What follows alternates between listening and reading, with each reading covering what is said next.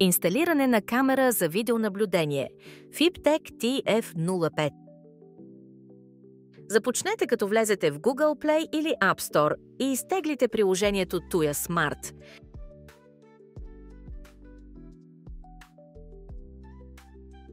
Отворете приложението и се съгласете с общите условия за използване. Натиснете бутона Sign Up, за да се регистрирате в приложението.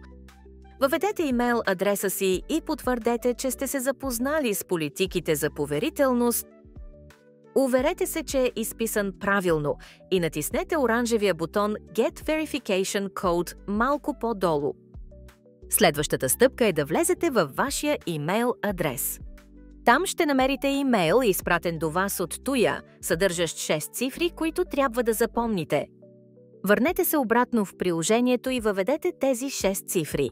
На следващата стъпка трябва да въведете избрана от вас парола за профила ви в приложението. Имайте предвид, че паролата трябва да е между 8 и 16 символа, като трябва да съдържа поне една голяма буква, една малка буква и една цифра. След това натиснете оранжевия бутон Done. Позволете на приложението да има достъп до вашия телефон, за да може да ви изпраща известия. Сега е време да свържем камерата. Първоначално камерата трябва да бъде рестартирана. Това става като натиснете Reset бутона, който се намира в близост до мястото за карта памет. Задръжте бутона на камерата за около 5 секунди или докато камерата не издаде звук. Изчакайте около минута, за да може камерата да се стартира за работа. Обратно в приложението, в горния десен ъгъл натиснете бутона плюс.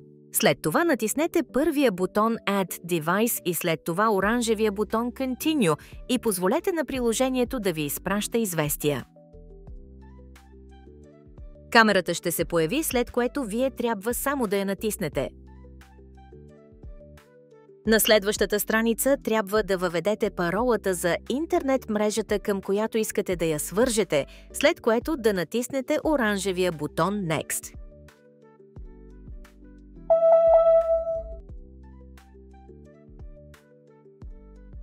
Камерата вече е добавена и сега имате достъп до нея. Вие успешно добавихте вашата камера FipTech TF05 и сега имате достъп до нея от всяка точка.